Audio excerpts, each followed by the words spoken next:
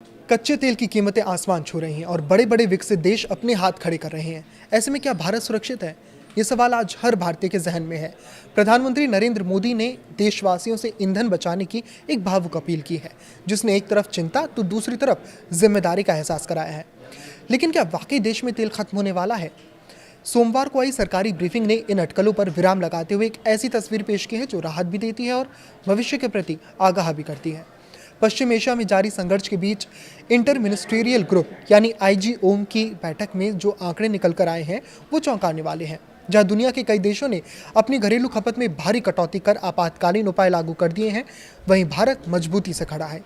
सरकारी अधिकारियों के मुताबिक भारत के पास 60 दिनों का कच्चा तेल है, 60 दिनों की प्राकृतिक गैस और 45 दिनों की एलपीजी भंडार मौजूद है। इतना ही नहीं, भारत का विदेशी मुद्रा भंडार 703 अरब डॉलर के ऐतिहासिक और आरामदायक स्तर पर है। यानी तकनीकी तौर पर भारत के पास ईंधन की कोई कमी नहीं है। भारत आज दुनिया का तीसरा सबसे बड़ा तेल रिफाइनर और चौथा सबसे बड़ा पेट्रोलियम निर्यातक है। हम 150 से ज़्यादा देशों को तेल उत्पाद बेच रहे हैं। लेकिन असली चुनौती भंडार की नहीं, बल्कि अंतर्राष्ट्रीय बाजार में कच्चे तेल की उन कीमतों की है जो युद्ध और सप्लाई चेन के टूटने की वजह से बेलगाम हो गई है। प्रधानमंत्री मोदी की ईंधन बचाने की अपील के पीछे की असली गणित देश की अर्थव्यवस्था से जुड़ा है। अंतर्राष्ट्रीय स्तर पर तेल महंगा होने के बावजूद भारत उन चुनिंदा देशों में शामिल है जहां संघर्ष शुरू होने के 70 दिनों बाद भी पेट्रोल डीजल की कीमतें स्थिर हैं। लेकिन यह स्थिरता मुफ्त में नहीं आई। रक्षा मंत्रालय के मुताबिक भारत की ओएमसीज ने आम जनता को महंगाई से बचाने के लिए रोजाना 1000 करोड़ रुपए का घाटा सहा है। फाइनेंशियल ईयर 2026 की पहली तिमाही यानी Q1 में इनकी वसूली में 2 लाख करोड़ रुपए की भारी कमी दर्ज की गई। प्रधानमंत्री का कहना है कि जब हम 1 लीटर पेट्रोल बचाते हैं तो हम केवल अपना पैसा नहीं बचाते, बल्कि देश की वो कीमती विदेशी मुद्रा बचाते हैं जो अंतर्राष्ट्रीय बाजार में तेल खरीदने के लिए खर्च होती है। ये सामूहिक भागीदारी ही देश को वैश्विक आर्थिक उथल पुथल से बाहर निकाल सकती है। सरकार का स्पष्ट संदेश है, स्टॉक की चिंता मत कीजिए, रिटेल आउटलेट्स पर भीड़ मत लगाइए, बस फिजूल खर्ची कम कीजिए।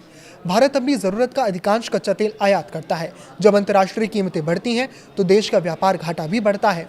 703 अरब डॉलर का विदेशी मुद्रा भंडार एक ढाल की तरह काम तो कर रहा है, लेकिन इसे आवश्यक खर्चों में गंवाना समझदारी नहीं होगी। प्रधानमंत्री ने इसी वित्तीय बोझ को कम करने के लिए नागरिकों से पेट्रोलियम उत्पादों के इस्तेमाल में समझदारी बरतने को कहा है। यह अपील केवल आज के संकट के लिए नहीं, बल्कि भविष्य की अनिश्चितताओं से निपटने की तैयारी भी है। भारत सरकार ने अपनी तरफ से सुरक्षा कवच तैयार कर लिया है, चाहे वो तेल का भंडार हो या विदेशी मुद्रा। तेल कंपनियों ने खुद घाटा सहकर जनता को महंगाई की आग से बचाए रखा है। अब गेंद नागरिकों के पाले में है। ईंधन बचाना केवल एक व्यक्तिगत बचाव नहीं, बल्कि एक देशभक्ति का कार्य बन गया है। आने वाले समय में अगर वैश्विक तनाव कम नहीं होता तो ये संयम और सामूहिक भागीदारी ही भारत की अर्थव्यवस्था की रीढ़ बनेगी। समाज पर इसका प्रभाव ये होगा कि हम एक ऊर्जा कुशल यानी एनर्जी एफिशिएंट जीवन शैली की ओर बढ़ेंगे, जो न केवल आर्थिक रूप से बल्कि पर्यावरण के लिहाज से भी बेहतर होगा। प्रधानमंत्री की अपील एक चेतावनी नहीं, बल्कि एक समृद्ध और आत्मनिर्भर भारत की दिशा में उठाया गया सजग कदम है। याद रहे, आज की गई एक छोटी सी बचत देश के कल को सुरक्षित रखेगी। इस पर आपकी क्या राय है, हमें कमेंट करके ज़रूर बताएं।